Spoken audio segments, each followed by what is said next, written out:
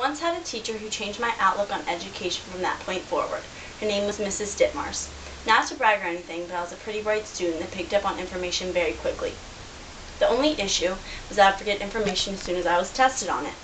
I didn't think I would need it, it wasn't necessary, and I would only do what I had to do to get the A.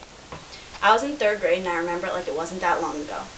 Miss Ditmars was going around giving individual conferences, and she asked about material that we had been previously tested on. I responded weakly to her dismay.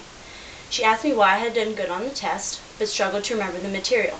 I told her that I didn't think it was necessary to remember it and I wouldn't need it in real life. She then sat with me, pulling instances from her own past where she used material that she had learned in her career.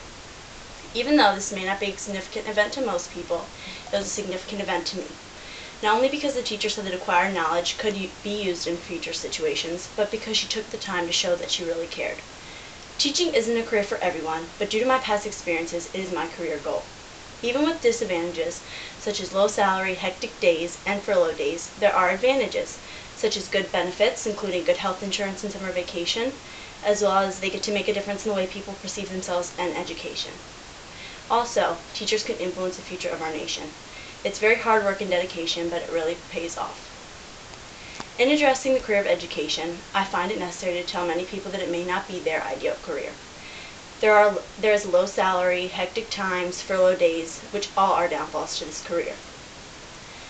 The one probably most prominent disadvantages would be low salary.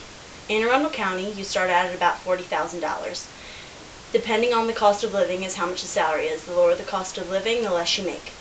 The lowest would be in South Dakota, where teachers make $3,300 or $31,300 as stated by the U.S. Census. The more time you put in, the more salary you make.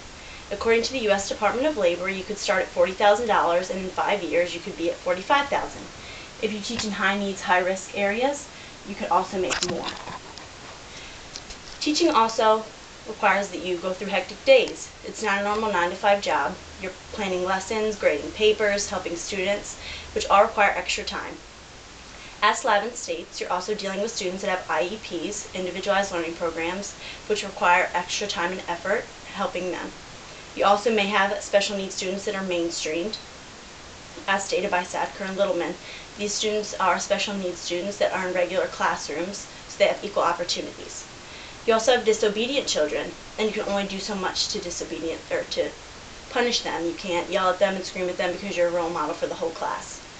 You deal with parents also that think you aren't teaching effectively. Another disadvantage of being a teacher would be furlough days, as stated by Sadker and Littleman.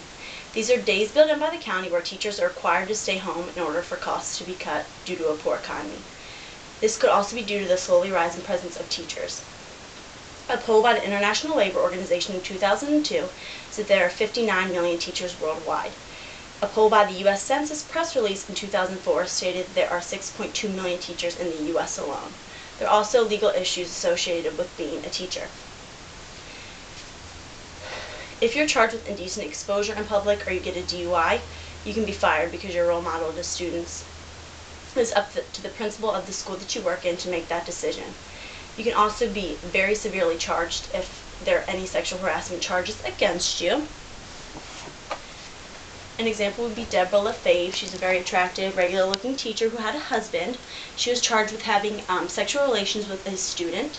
She, as her punishment, she has 3 years house arrest, 7 years probation, 3 years a 10 p.m. curfew for 3 years. She has to stay 1,000 feet away from where any kids congregate. She lost her teaching certificate and has to register as a sex offender. And this was covered by MSNBC News. While many people find that education has drawbacks and weaknesses, it also has pros. You have good benefits, which include health insurance, long summer vacation. You get to make a difference in the way students perceive themselves and education, and you ultimately get to influence the future of our nation. Good benefits. You have a whole summer off when school is out. You're paid to work 9 months. It's a good career for a family. If you have kids and they're in school, you're off when they are. You have good health benefits, full coverage in many areas such as dental insurance. You abide by county rules and regulations, so if there's a snow day and it's code red, you don't have to go to school and you get paid still. You also have your option to stretch pay over the entire year, so you're paid for summer, so you can have your pay just while you're teaching in larger chunks or less amounts for the whole year. You also get to make a difference in how people perceive education and the future of our nation. You have on-hand interaction with students, you get to inspire through lessons, activities, and communication, and you get to show your students that you care about what you're teaching so that they'll really care about what they're learning. To many, I feel as though teaching appears to be a fun and easy job that doesn't require too much extra time and effort. It turns out teachers' work extends beyond the classroom. There's much more to teaching than what goes on during a regular day. Prep includes several hours of field work, 15 hours for each education class that requires this field work. You must also receive a bachelor's degree in education, which requires you to earn 120 credits. It's an average of 4 years in college.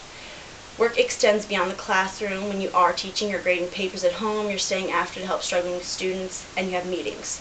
As stated by a current teacher, Dr. Herbanus, within 10 years after becoming a teacher, it is required that you receive a master's degree in order to continue, which can be very costly. You must also take 6 hours of classes every 5 years in order to keep your teacher certification alive while you are teaching. Can you remember a time when you cared about what you were learning in school? Can you remember why you cared? Now, if so, can you remember who your teacher was that was helping you and inspiring you to actually care? If you can answer yes to the first two, I'm almost certain you can answer yes to the last one. Now, not all, or maybe even one of you, will want to go to top schools for education declared by the College Crunch website, which include Michigan State University, Harvard University, or the University of Maryland to major in education. This just may not be the path you want to take with your life. Whether or not you can personally say you are considering or have ever considered being an educator, I'm sure you can say you've had at least one good teacher. One teacher you can remember. One teacher you can look back on and say, that teacher really helped me, they really inspired me, and in some way I'm a better person today, or even know a little bit more about myself because of them.